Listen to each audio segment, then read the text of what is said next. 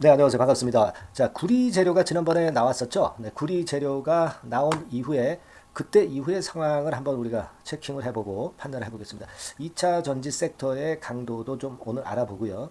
네, 앞으로 어떤 행보를 보일지 네, 이 부분을 알아보는 그런 시간을 갖도록 하겠습니다. 오늘은 0.85%만 상승을 했네요. 네, 소폭 상승을 한 그런 부분 정도입니다. 아직은 그 강도가 네, 강하지 않죠. 네, 강도가 강하지 않고 하지만 이제 이전에 이 하락 과정 속에서 급락하던 그런 흐름은 어느 정도 일단락된 모습입니다.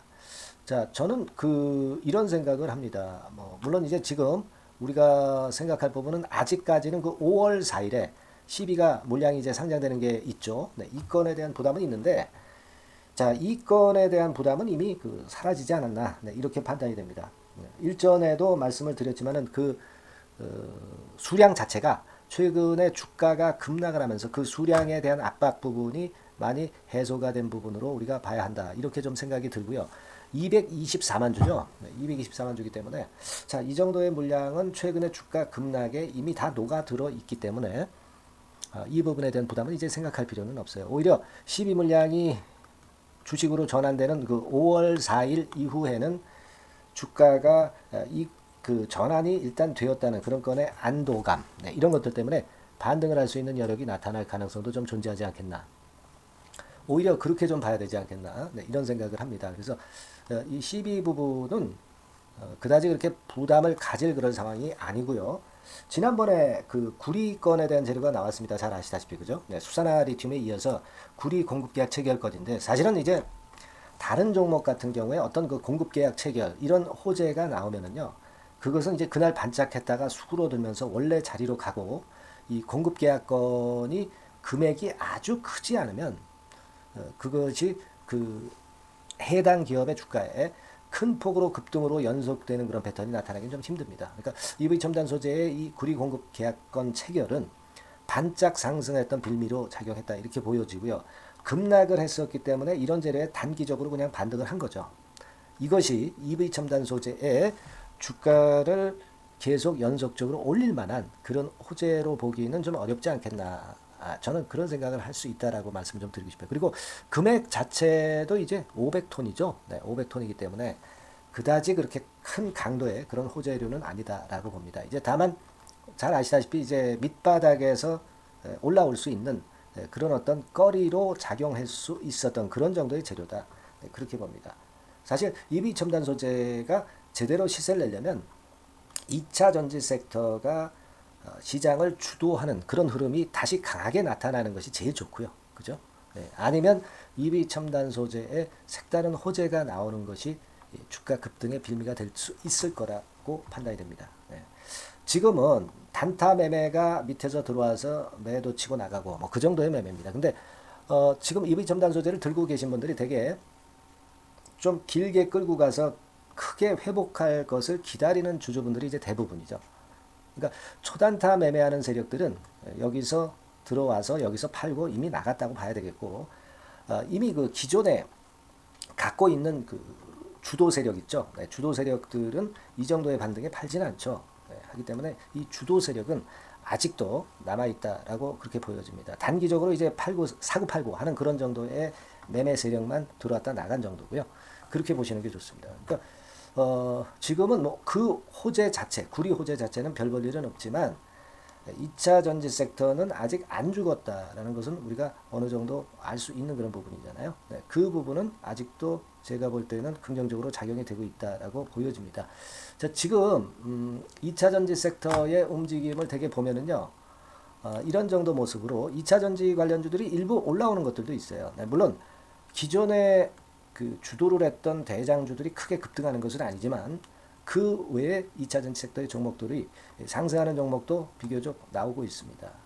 여기에 이제 2차 전지 쪽 또 다른 그 섹터 내의 관련주들을 보면은 뭐 대부분 그렇게 쉽게 그 죽지는 않고요. 또 새롭게 이렇게 살아나는 그런 종목들도 많이 눈에 띄고 있죠. 네, 그래서 이런 부분들은 비교적 좋은 모습이다 이렇게 생각이 됩니다. 다만 이제 과거처럼 2차 전지 섹터의 대장들이 아주 강력하게 움직이지는 않습니다. 네.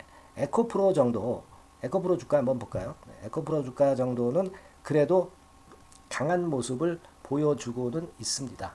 하지만 다른 종목들은 아직까지 그렇게 강하지 못하죠. 네. 예를 들어서 에코프로 주가를 한번 살펴보면 지금 이런 모습이죠. 네. 그래서 지난번에 한번 크게 튀어 올라와 가지고 쉽게 이제 무너지지는 않고 있어요. 요 고점 돌파를 시도하는데 지금 당장은 이 고점을 돌파하기 위해는 거래량이라든가 이런 부분들은 아직 모자랍니다. 하지만 제가 일전에 말씀을 드렸듯이 역시 2차 전지 섹터의 총 대장주는 쉽게 죽지 않는다고 그랬죠. 이렇게 됐다 하더라도 제가 분명히 말씀을 드렸습니다. 안 돼도 이런 파동, 그리고 이런 식으로 삼봉 형태로 올라와서 이제 마무리되는 국면, 뭐 이런 형태로 나타날 수 있겠고요. 그리고 삼봉이 아니다 하더라도 N자 형태로 그냥 날아가는 경우도 생기고요. 그런 1번 그리고 2번 3번 케이스가 있다고 말씀을 드렸는데 지금은 에코프로 자체는 2번 패턴에 좀 가깝죠.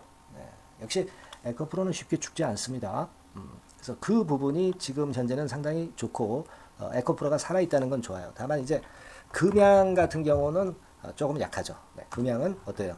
좀 반등이 나오긴 했지만 그 반등이 반등일 뿐 힘의 강도가 많이 죽은 그런 모습이에요. 거래량 이런 측면으로 볼 때. 그죠? 그러니까 에코프로는 강하고 금양은 조금은 이제 반등 정도로 좀 약한 반등.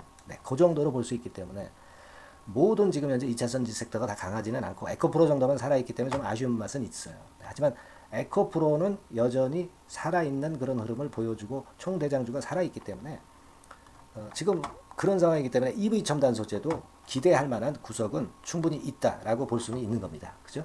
그렇게 생각이 들어요. 테슬라 같은 경우는 여러분 어떻습니까? 테슬라 같은 경우는 이 정도의 모습이죠. 그래서 반등을 좀 시도를 하고 있지만 아직까지는 뭐 강한 모습이 나오지는 않고 지난 금요일에는 1.5% 정도 내렸고 이 테슬라가 좀 쭉 치고 올라와야 되겠죠. 이 부분은 좀 아쉬운 부분이다. 이렇게 볼 수 있는 정도입니다. 그죠? 그런 모습이고 그래서 좀 아쉬움이 좀 있는 그런 상황입니다만은 그러나 에코프로가 전체적으로 이제 살아 있고요. 에코프로가 살아있는 흐름이기 때문에 그 흐름에 대한 기대는 아직 존재하고 있는 것이다. 이렇게 볼 수 있고 따라서 이제 EV 첨단 소재도 비교적 나쁜 흐름은 아니고 한번 그 재료가 다시 나와서 위쪽으로 튀려면 튈 수 있는 그런 모습은 보여주고는 있습니다. 그죠? 그러니까 지금은 이러한 부분들을 쭉 봤을 때 제가 좀 말씀드리고 싶은 부분은 여기서 주가가 당장 변화는 안 와요. 근데 호재가 언제 나오느냐에 좀 달려 있죠. 그럴 경우는 이제 위쪽으로 튀어 올라가는데 당장은 이렇게 됐다가 이렇게 돼서 이런 과정을 좀 거쳐줘야 될 것 같습니다. 그죠? 그리고 5월 4일이 이제 전환사채 주식 전환돼서 상장이 되는 날이기 때문에 요 날에 어떤 변화를 좀 보일 가능성이 좀 높아요.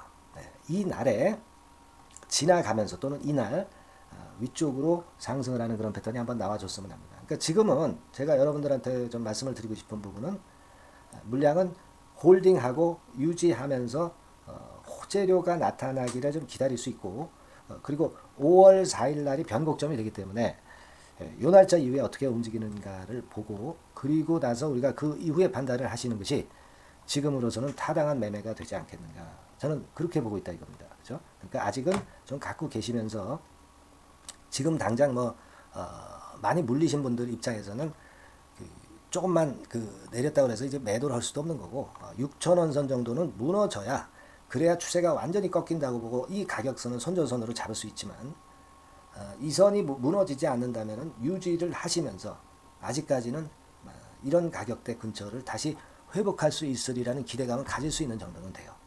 아시겠죠?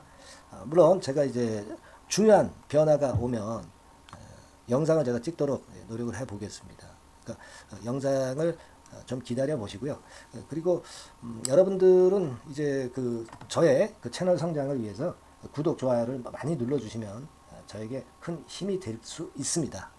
그러니까 좋아요, 구독, 알림 설정까지 해 주셔서 채널 성장에 좀 도움을 주시고 저는 중요한 순간이 올 때마다 여러분들한테 중요한 정보를 드려서 좋은 매매를 할 수 있도록 이끌어 드려 보겠습니다. 아시겠죠? 다음 시간에 또 뵙겠어요. 감사합니다.